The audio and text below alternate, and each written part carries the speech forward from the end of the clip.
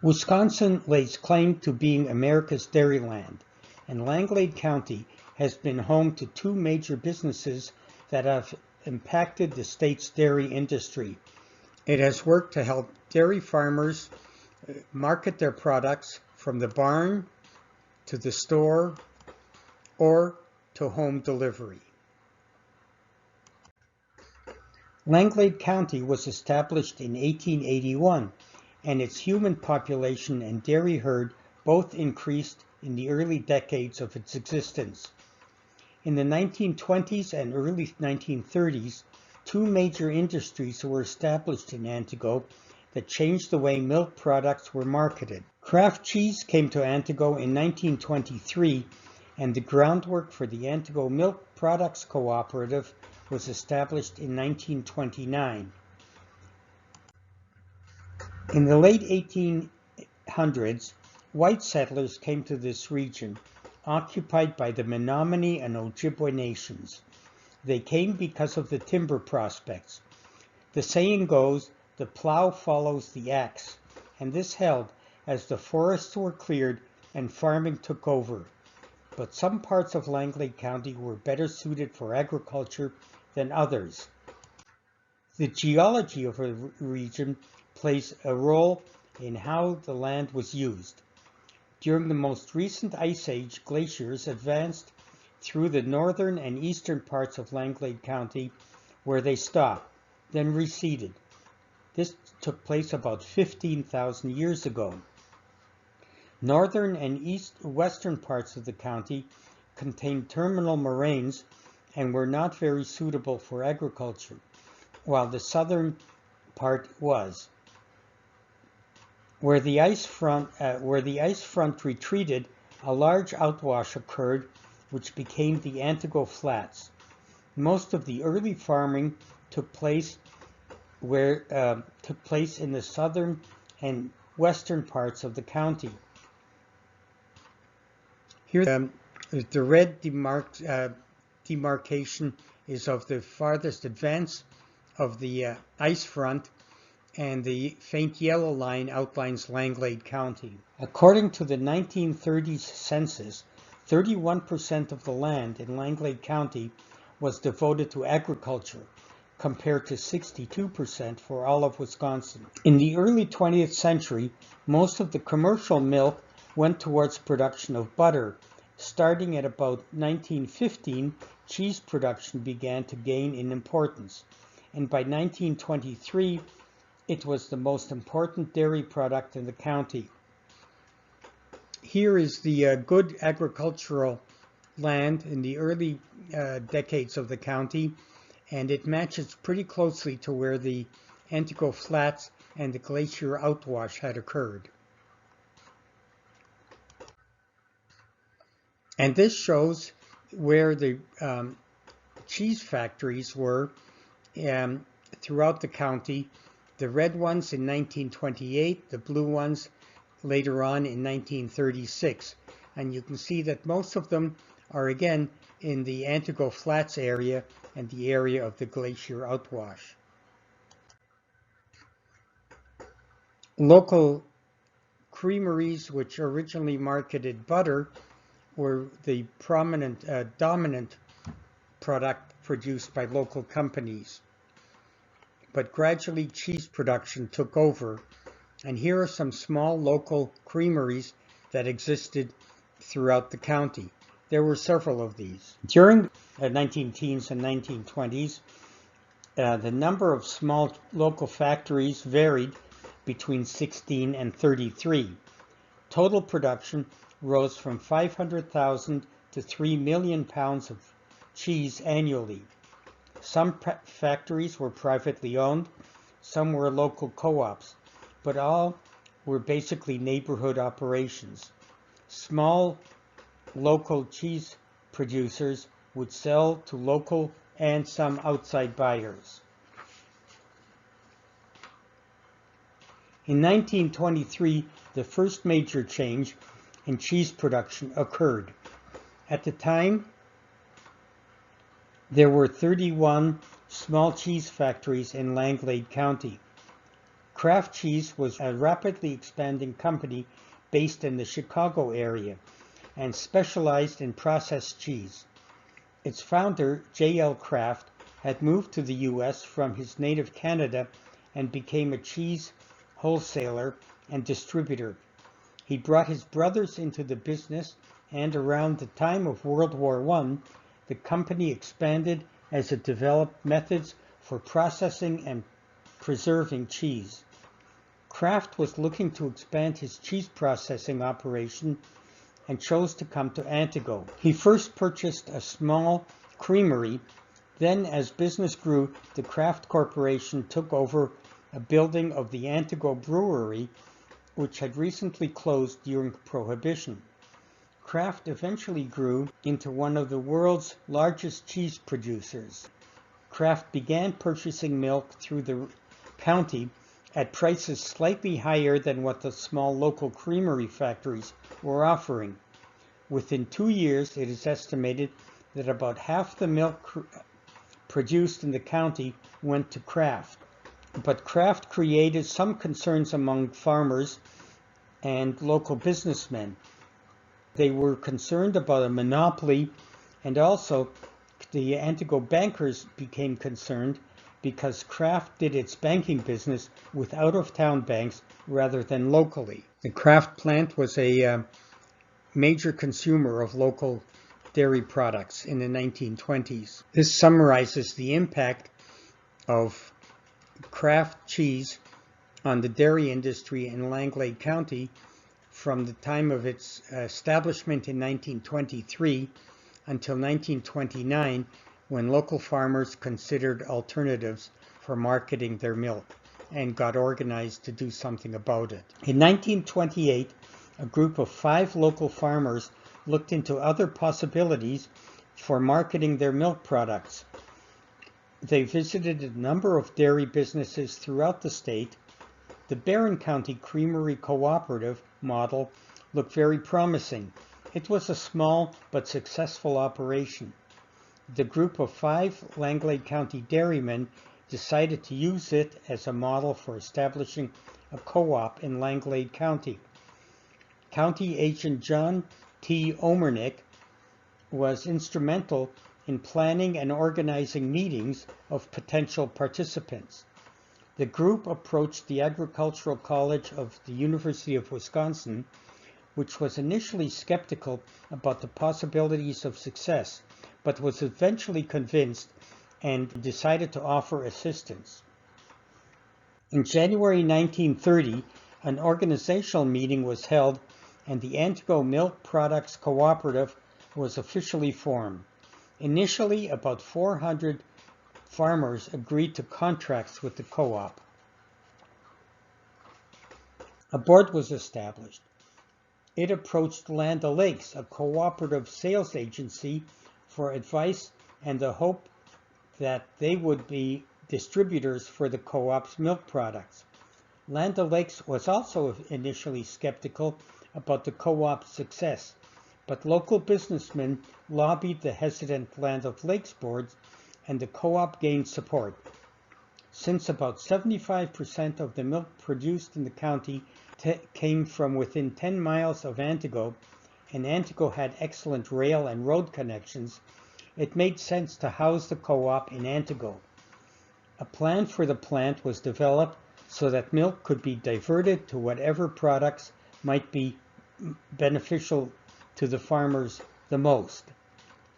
Establishing contracts with farmers was full of potential pitfalls, but with the help of the University of Wisconsin and expert legal advice, an effective business structure was established. Plant construction began in August of 1930 and completed by February 1931 at a cost of $65,000.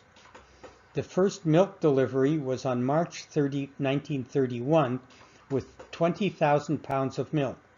Some small factories initially remained operating while the coordinated efforts were made to close them as the Antigo Co-op geared up to handle more milk.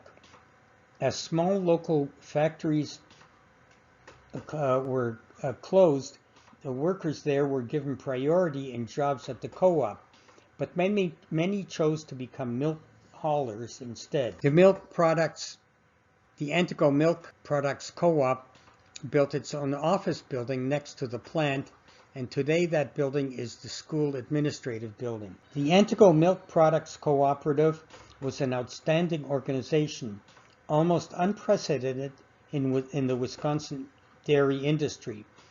A plant operating on such a large scale, serving an entire county, was highly unusual. The co-op turned out to be very successful in spite of a number of unanticipated setbacks in its early years. But these unanticipated problems were significant. Kraft refused to accept milk products from those dairy farmers dealing with the co-op. Kraft also increased what they paid farmers, but still less than the state average, so that those contracted to the co-op saw their potential products reduced. Also, 1931 saw the beginning of a drought. The co-op was prepared to handle 200,000 products of milk daily at peak yield, but only received 100,000. In addition, there were problems with a new first of its kind milk dryer for producing powdered milk. It was not as effective as initially thought, and at one point powdered milk production shut down completely due to a costly fire at the plant. Eventually these problems were overcome, but dry milk powder prices remained lower than anticipated. Waste products proved more difficult to dispose of than had been foreseen. This was also a problem for Kraft. Eventually a system was worked out where dairy products waste was spread on farm fields and used as fertilizer. These early setbacks for the co-op caused some contracted farmers to try to pull back on their agreements to supply the co-op. Court cases arose, and farmers who had signed contracts were compelled to deliver milk for 5 years. Interestingly, after the 5 years were up, only 2 of the 23 farmers who tried to back out of their contracts stopped working with the co-op. The others had become convinced of the benefits of dealing with the co-op. It was still not smooth sailing during those early years. Setbacks continued into 1932, with the drought continuing, resulted in lower milk production. The co-op adapted by installing equipment to make Swiss cheese. By 1934, the co-op was beginning to show profits, and dividends were paid to stockholders.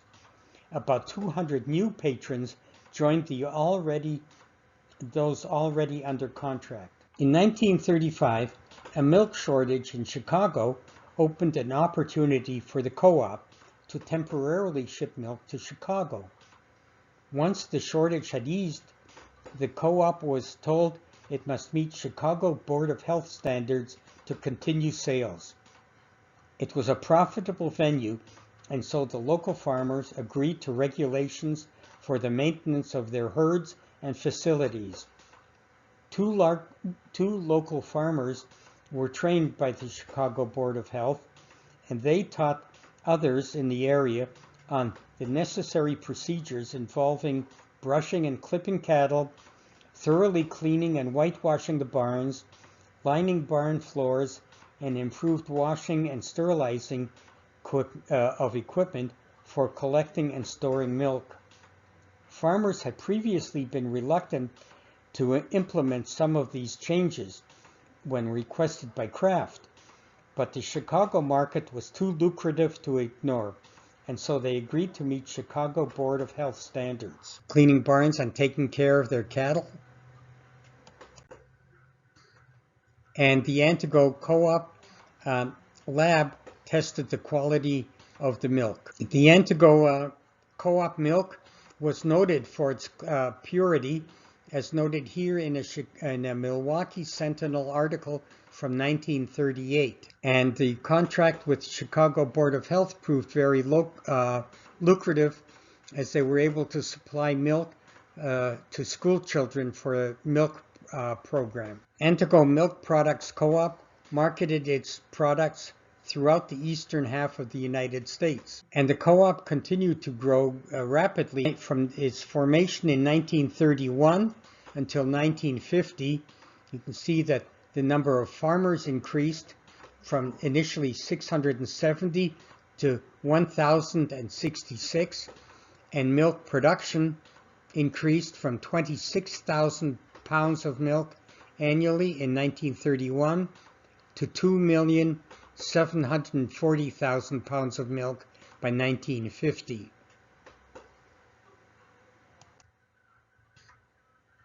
The co-op marketed many of its products through an agreement with Highland Lakes by home delivery and grocery shelves. In 1970, the American Milk Producers Incorporation, based in Kansas, organized many Midwest co-ops, and the Antigo Milk Products Co-op merged with it.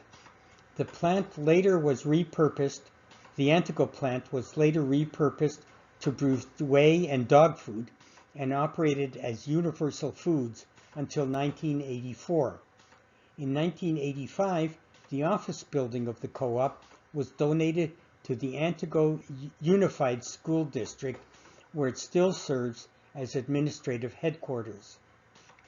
Dairy farmers in Langlade County for almost 50 years benefited from this unique cooperative business arrangement. The costs to farmers in its early years were considerable and often beyond their control. There was the Great Depression, falling milk prices, drought, and production problems at the plant.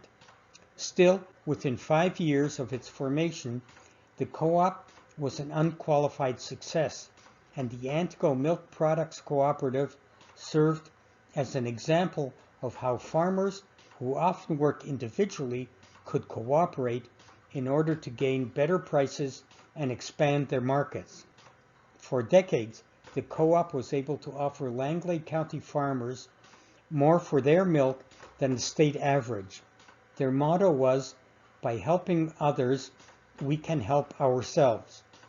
And they were highly successful in abiding to that motto. Kraft continued to be a purchaser for Langlade County dairy farmers operating out of its Antigo plant until 1992. When Kraft pulled out of Antigo, the workers purchased the plant and ran it as a co-op for a few years. Today, the plant is still processing cheese as part of the Sartori Company. The plant has had a long life, which began in the mid-1890s as the Antigo Brewery. Kraft Cheese and Antigo Milk Products Cooperative were located within a few blocks of each other on the south side of Antigo. Both have played major roles in making Wisconsin America's dairyland.